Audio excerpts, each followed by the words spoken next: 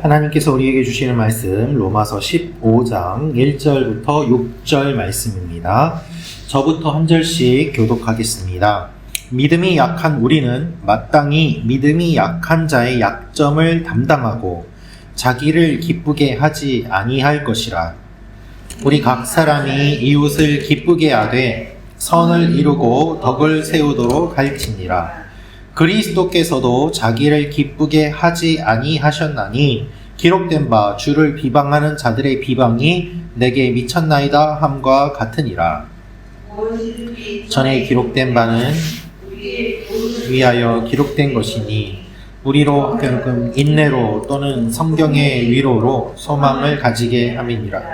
이제 인내와 위로의 하나님이 너희로 그리스도 예수를 본받아 서로 뜻이 같게 하여 주사 한 마음과 한 입으로 하나님 곧 우리 주 예수 그리스도의 아버지께 영광을 돌리게 하려 하노라. 아멘.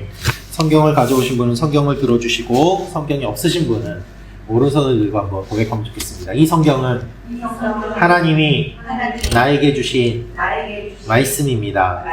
하나님의 말씀은 능력이 있습니다. 하나님의 말씀은 나를 변화시킵니다. 나는 이 말씀을 믿습니다. 아멘. 여러분의 고백대로 될 줄로 믿습니다. 오늘은 하나님이 인내하게 하십니다 라는 제목으로 함께 말씀 나누도록 하겠습니다. 여러분, 우리가 예수님을 믿으면 많은 유혹과 공격이 찾아옵니다. 어떻게 해서든지 예수 못 믿게 하고 예수를 믿어도 성장하지 못하게 하는 일들이 계속해서 일어나기 때문에 우리가 예수 믿는 것이 그렇게 쉽지가 않습니다. 그래서 야고보서를 보면은 너희에게 시험이 오는 것을 이상하게 여기지 말라라고 이야기하고 있습니다. 그러니까 어떻게 보면 우리의 삶은 피곤하고 힘든 것이 당연해요. 예수를 믿으니까 더 피곤해지는 일도 있습니다. 그러나 예수 믿으면 뭐가 다른가? 우리가 예수 믿기 전에는 우리에게 다가오는 어려움과 고난이 우리의 죄 때문에 찾아오는 것들이 많은데 예수를 믿음으로 말미암아 어떤 일이 일어나는가? 이 종류가 달라지는 거예요. 내가 예수를 믿으니까 애매하게 찾아오는 고난도 있고 내가 예수를 믿기 때문에 오히려 더 힘들어지는 일이 있지만 이것이 내 죄 때문이 아니라 나의 성장을 위해서 찾아오는 일들이 일어날 수 있다는 것입니다. 야고보서에서 말하는 시험이 계속 찾아온다는 것은 파도가 계속해서 밀려온다는 그와 같은 의미를 가지고 있습니다. 여러분, 파도가 멈추는 거 보셨습니까? 없습니다. 계속해서 몰려옵니다. 이 파도가 멈출 때까지 기다려도 이 파도는 계속 오기 때문에 우리가 기다리는 것이 오히려 어리석게 보입니다. 그러니까 시험과 유혹이 나에게 안 왔으면 좋겠다. 그거는 이미 포기하세요. 어차피 계속 오게 되어 있습니다. 그런데 그렇게 다가오는 시험과 유혹 가운데 하나가 무엇인가 하면 바로 서로 무리짓는 것이 있습니다. 무리짓는 것. 유유상종이라는 말이 있죠. 같은 사람들끼리 모인다는 거예요. 그래서 교회 안에서 우리가 신앙생활을 하면서도 어떤 유혹이 오는가? 같은 사람들끼리 모이고 싶은 유혹이 많이 찾아옵니다. 이게 왜 나쁜 거지? 라는 생각이 들기 때문에 오히려 그 유혹이 더 잘 찾아오기가 쉬운 것이고 분별하기가 어렵기 때문에 그 유혹에 자주 빠지기도 합니다. 왜냐하면 나하고 마음이 맞고 이야기가 잘 통하고 그래서 성도 간의 교제가 자연스럽게 이루어지기 때문에 좋은 것 아닌가 생각이 드는데 하고 돌아보면 어느새 그것이 무리짓는 것이 되어 있고 또한 그 그룹이 폐쇄성을 가지면서 다른 사람들이 들어오지 못하게 되는 일들이 일어나기도 한다는 것이죠. 그래서 우리가 잘 찾아보고 돌아볼 필요가 있습니다.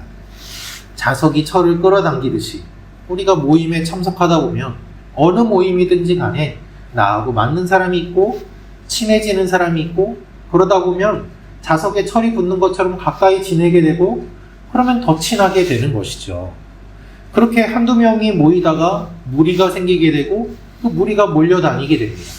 자연스러운 것이고 당연한 것이지만 성경에서 이야기하는 것은 무엇인가 하면 그것이 딱딱해지면 안 되고 벽을 세우면 안 되고 배타적이 돼서는 안 된다는 것입니다. 초대교회 때부터 이런 일들이 있었습니다. 그래서 여러분 고린도 교회를 보면은 우리가 기억나는 게 뭡니까? 싸웠다는 거예요. 싸웠다는 거예요. 많은 은사가 있었지만 고린도 교회는 결국 싸우는 교회로 유명하고 우리가 그렇게 잘 알지 않습니다. 뭘 때문에 싸웠을까요? 세례 받은 것 때문에 싸웠습니다. 나는 바울에게 세례 받았다. 나는 베드로에게 세례 받았다. 나는 아볼로에게 받았다. 나는 그냥 난 예수님한테 직접 받았어 해서 바울파, 게바파, 아볼로파, 예수파 다 나뉘어지게 됐습니다. 그래서 그거 가지고 싸우는 거예요. 예전에 하영주 목사님이 이런 말씀을 하셨어요. 우리 교회 안에 예수파와 그리스도파가 싸운대요. 예수 그리스도를 믿는데 예수파하고 그리스도파하고 싸운대요. 교회 커튼 색깔 가지고 싸웁니다. 왜요? 커튼 색깔을 빨간색으로 해야 된다는 거예요. 예수님의 보혈이 빨간색이니까 커튼을 빨간색으로 해야 된다 하는 쪽이 있고 또 커튼을 하얀색으로 해야 된다 하는 쪽이 있대요. 왜요? 보혈로 깨끗하게 씻김받아서 거룩하게 됐으니까 흰색이라는 거예요. 그래서 커튼 색깔 가지고 싸우고 그렇죠? 교회 밥하는 거 가지고 싸우고 나는 밥이 좋은데 밥을 해야 된다. 아니다 간단하게 준비하려면 국수를 해야 된다 해서 밥파와 국수파가 싸우기도 하고 여러분 교회 안에 같은 생각을 가진 사람들이 있고 다른 생각을 가진 사람들이 있습니다. 이 사람들끼리 서로 모이는 건 좋습니다. 그런데 서로 배타적이 되거나 공격을 하면은 교회가 나뉘어지게 되고 어려움을 겪게 되고 힘들어지게 되는 것입니다. 우리에게 찾아오는 유혹과 공격 그것 중에 하나가 나와 같은 사람끼리 모이는 거예요. 이 세상의 문화도 그렇지 않습니까? 나와 같은 사람끼리 비슷한 사람끼리 그래서 그런 모임을 찾아가고 그런 스포츠 클럽을 찾아가고 사교 모임을 만듭니다. 미국에는 백인 교회가 있고 흑인 교회가 있고 아시아 교회가 있고 한인 교회가 있죠. 그렇죠? 같은 피부색으로 나누고 같은 언어로 나누고 같은 지역 출신으로 나누고 경제적으로 같은 사람들끼리 나누기도 합니다. 그런데 계속 그렇게 나누다 보면 어떻게 될까요? 나만 남아요. 왜요? 나하고 같은 사람은 없거든요. 나만 남아요. 아무도 남지 않고 나만 남아요. 그래서 요즘 사람들이 어떻게 됩니까? 교회 안 나옵니다. 그래서 교회 안 나가는 크리스찬 해서 그거 거꾸로 해서 안 나가를 거꾸로 하면 가나안이잖아요. 그래서 가나안 성도가 많아진다고 이야기를 합니다. 슬프지만 최근 연구에 따르면 한국의 크리스찬이라고 하는 사람들 중에 적어도 40% 이상은 요즘은 교회를 안 나간다고 합니다. 그런데 자기는 크리스찬이라는 거예요. 그럼 어떻게 신앙생활을 하는가 물어보면은 그냥 혼자 예수님을 믿는데요. 유튜브를 보기도 하고. 그런데 예수님은 분명하게 말씀하셨습니다. 두세 사람이 내 이름으로 어떻게 한다고요? 모인 곳에 내가 너희와 함께 한다고 말씀하셨어요. 혼자 하는 신앙생활은 지금까지 없었던 모습입니다. 그렇게 자꾸 나뉘고 결국 혼자 되니까 어떻게 합니까? 힘이 없어요. 모여야 힘이 생기는데 혼자 있으니까 넘어지고 넘어져도 도와줄 사람이 없고 결국 하나님에게서 멀어지거나 믿음이 실족했을 때 다시 회복되는데 굉장히 시간이 오래 걸리는 일들이 일어나기도 하는 것이죠. 건물이 교회가 아닙니다. 내가 교회입니다. 그럴듯한 말들은 참 어디서 들어가도 잘 아는데 결국 그것이 무엇을 의미하는지 본인이 잘 모르는 경우들이 많이 있음을 보게 됩니다. 제가 예전에 어떤 한 분을 만났는데 충격을 받았습니다. 만나서 이야기하다가 처음 만난 분이고 해서 이제 전도를 하려고 교회 다니세요? 예수님 믿으세요? 했더니 본인이 교회를 다닌대요. 어느 교회 다니세요? 그랬더니 사랑의 교회를 다니신대요. 그래서 그러세요? 그러면은 저기 오카는 목사님 돌아가시고 요즘 오정현 목사님 해서 이렇게 어떠세요? 오카는 목사님 돌아가셨어요? 아니 교회 다니신다면 모르세요? 사랑교회 안 나간 지 너무 한 15년, 20년 됐대요. 그러니까 자기 담임 목사님이 돌아가셨는지 안 돌아가셨는지도 모르고 사람들이 다 아는 그런 소식조차도 모르는데 본인은 사랑의 교회 교인이래요. 성도래요. 크리스찬이래요. 예수를 전했더니 자기는 알고 있대요. 여러분, 이것이 우리의 신앙의 현실입니다. 얼마나 슬픕니까? 전 너무 충격을 받았어요. 재복음화가 필요한 상황 아니겠습니까? 신앙생활을 하다 보면 믿음이 강한 분도 있고 약한 분도 있습니다. 그렇죠. 주일에 한 번 교회 오는 것도 힘들어하는 성도님들이 계십니다. 반대로 매일 새벽 예배 오시는 분도 계십니다. 정말 예수 그리스도에 대한 믿음이 확고해서 믿음이 흔들리지 않는 분도 계시지만 다른 분이 쓰레기를 길에 버리는 것만 봐도 시험 들어서 믿음이 흔들리는 그런 연약한 분도 계시는 것이 사실입니다. 문제는 믿음이 강한 사람이 약한 사람을 공격하는 것이고 믿음이 약한 사람이 믿음이 강한 사람을 비판하는 것입니다. 그러나 오늘 말씀은 무엇을 말씀하고 계실까요? 우리가 다양한 사람이 있는데 다양한 사람과 함께 신앙생활을 하기 위해서는 인내해야 함을 말씀하십니다. 로마서 15장 1절 2절 말씀 같이 읽겠습니다. 시작. 믿음이 강한 우리는 마땅히 믿음이 약한 자의 약점을 담당하고 자기를 기쁘게 하지 아니할 것이라. 우리 각 사람이 이웃을 기쁘게 하되 선을 이루고 덕을 세우도록 할지니라. 아멘. 여러분, 믿음이 강한 사람이 있고 믿음이 약한 사람이 있습니다. 그러면 누가 누구를 배려해야 될까요? 믿음이 강한 사람이 믿음이 약한 사람을 배려해야죠. 그래서 바울도 그 이야기 하지 않습니까? 먹는 것과 구원은 관계가 없다. 우상에게 드렸던 음식 먹어도 된다. 우상 숭배가 아니기 때문에 괜찮다. 그러나 그것을 본 사람이 시험에 들면 안 먹는 것이 마땅하다라고 이야기를 하지 않습니까?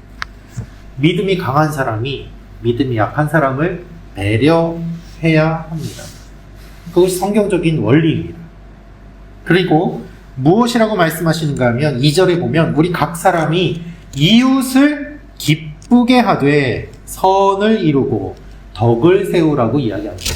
그래서 여러분, 율법으로 하는 것이 아니라 덕을 세우고 선을 세우는 거예요. 우리가 법을 만듭니다. 법대로 하는 것 좋아할 수 있습니다. 그러나 여러분, 하나님이 율법을 주신 것도 기본적으로 법이 없어도 살 수 있는 것이 기본이고 법은 그 상식선에 있는 것이고 이것을 안 지키고 이거 넘어가는 사람들을 위해서 법이 최소한의 안전장치로 보호해 주는 것 아니겠습니까? 그래서 우리가 형법 두꺼운 거 안 읽어도 살아갈 수 있잖아요. 왜요? 기본적으로 상식적으로 살아가면 다 살 수 있는 거예요. 이걸 어기는 사람들에게 법이 필요한 것이죠. 그럼 우리는 어떻게 살아가는가? 법대로 살아가는 것이 아니라 덕대로 살아가는 거예요. 한번 따라해 주시기 바랍니다. 법대로가 아니라 덕대로. 덕을 세우기 위해서 아름답게 이웃을 기쁘게 하고 선을 행하고 그것이 하나님께서 말씀하시는 율법을 뛰어넘는 삶이 되는 것이죠. 그럴 때 우리의 기쁨이 돼요. 우리 자신의 기쁨이 아니라 이웃을 기쁘게 할 때 나도 기쁘게 되고 의미가 생기게 되는 것입니다. 최근에 일본에서 화제가 되고 있는 일이 있는데요. 일본에는 히키코모리라고 해서 집안에서 안 나오고 있는 사람들의 수가 꽤 많습니다.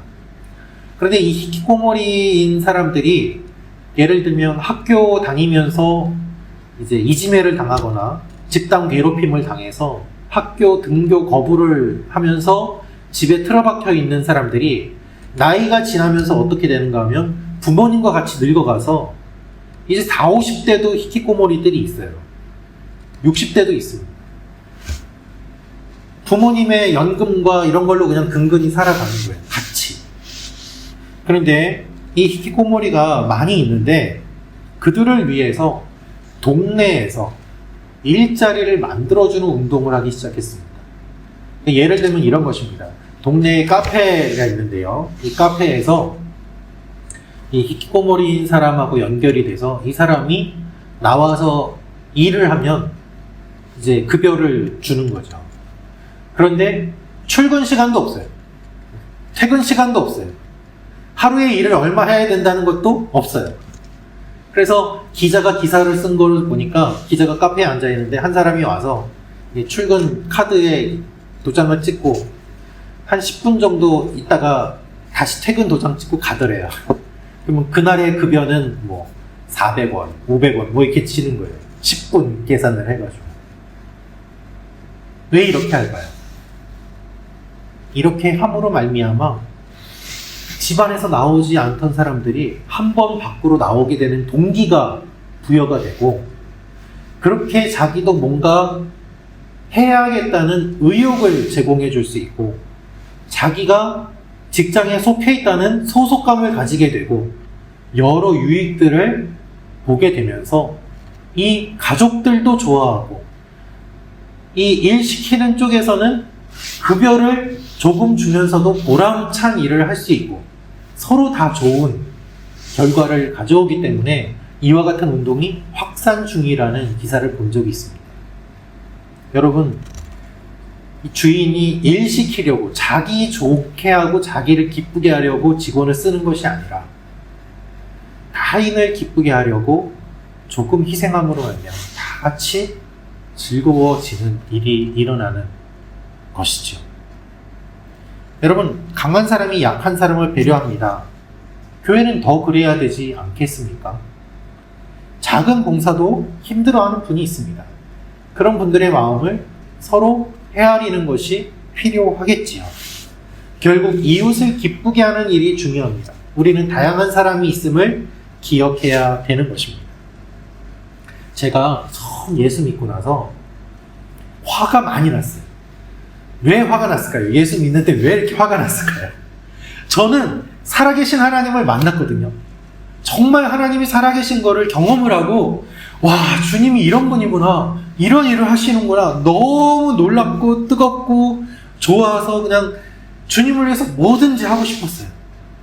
그런데 교회 예배 나와서 보니까 저희 그 분방공부 친구들 6명, 7명 있었는데 다 부모님 따라서 나온 친구들이고 억지로 교회 나와서 앉아있고 예수님을 왜 믿는지도 모르겠고 예배드리면서 얼굴도 굳어있고 찬송 부르면서 울지도 않고 기도할 때 눈도 떠요. 제가 그 친구들 보면서 저게 정말 예수 믿는 건가? 예수님 안 믿는 거 아닌가? 그러면서 막 왜 저렇게 믿는 거야? 라면서 막 화가 나는 거예요. 야, 너 그렇게밖에 못 믿어? 그런데요, 시간이 지나면서 제가 회개했습니다. 아, 저런 모습도 예수님을 믿는 모습이구나. 다양하구나. 라는 것이죠. 여러분, 우리 한 사람 한 사람은 각각 다 다른 존재지 않습니까? 마찬가지로 우리 이웃도 다 다릅니다. 그럼 어떻게 해야 될까요?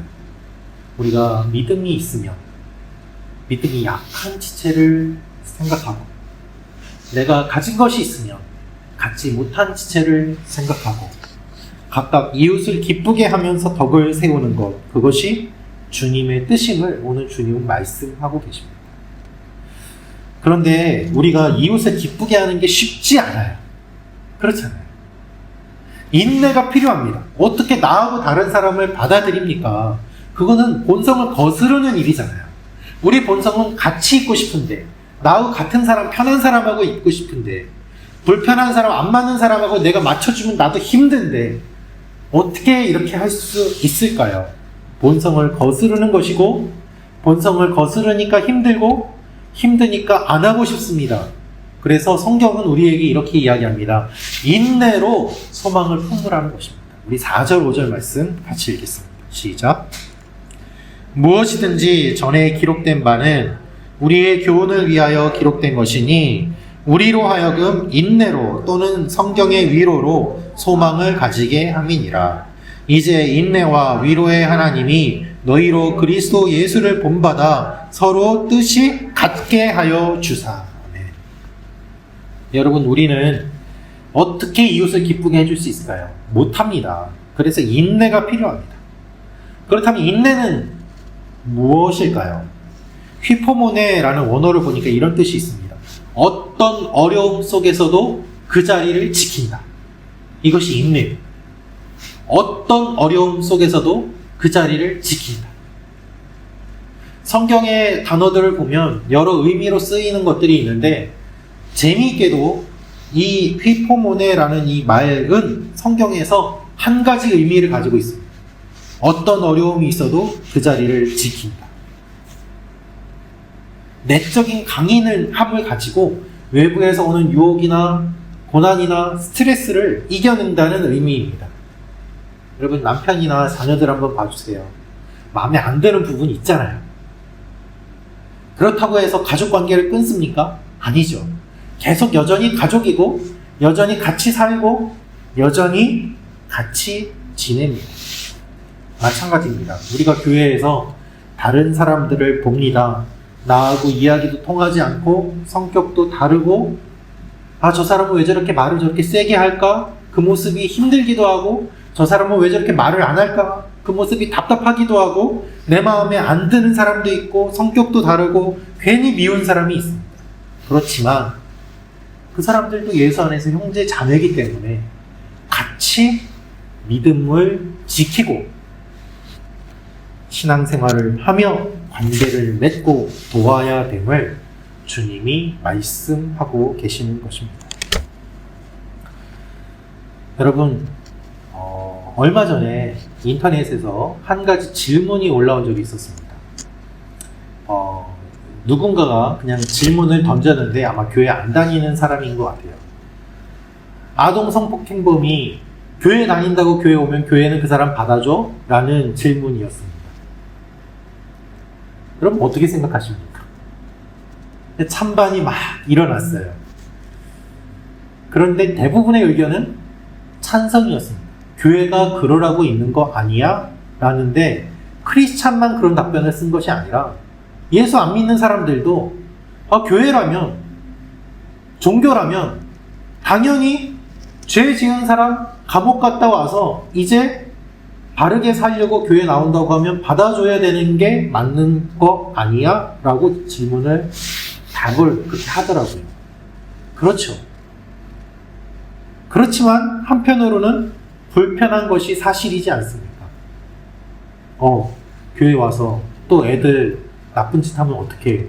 그게 우리 마음이잖아요. 그래서 우리는 어떻게 하면 좋을까요?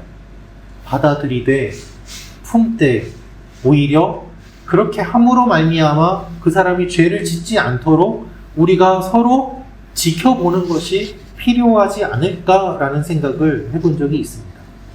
실제로 전에 한번 말씀드린 것 같긴 합니다만 프로파일러로 유명한 분의 이야기를 들어보니까 여러분, 도둑이 들어오지 않게, 강도가 오지 않게 담을 막 높이 쌓은 집들이 있는 동네하고 담을 다 헐은 동네하고 어느 쪽의 범죄율이 더 낮을까요? 담을 쌓은 곳. 네, 한번 손 들어보세요. 네, 담을 다 없앤 곳. 네. 대답해 주셔서 감사합니다. 비교해 보니까 담을 없앤 곳이 더 범죄가 적더래요. 왜 그런지 그분이 설명을 하는데 담을 넘어서 들어가면은 그 집안에서 무슨 일이 일어나는지 옆집에서 모르는 거예요. 그런데 담이 없는 동네는 이 집에 범인이 숨어 들어가도 다른 집들에서 다 보이고 아니까 큰 소리가 나면 들리니까 오히려 범죄율이 떨어지더라고요. 여러분, 이것이 우리 가운데도 동일하게 작용하지 않겠습니까? 죄 지은 사람이 교회에 와서 예수 믿겠다고 하면 교회는 당신은 죄 지었으니까 범죄자니까 안 돼 라고 할 수도 있겠지만, 불편하게 여기고 눈치 주면서 내쫓을 수도 있겠지만, 한편으로는 그 사람이 나가서 아무도 관심을 주지 않는 가운데 홀로 살아가는 가운데 그 사람이 범죄를 저지르는지 안 저지르는지 하는 것과, 교회에서 많은 사람들이 그 사람을 알고 지켜보고 있는 가운데 그 사람이 범죄를 저지를지 안 저지를지 하는 것과, 어느 쪽이 더 범죄를 저지를 확률이 낮을까요? 그런 의미에서라도 보면 교회 안에 그런 사람이 왔을 때 우리가 품어주는 것이 어떻게 보면 더 서로를 위하여 유익인 일이 아니겠습니까?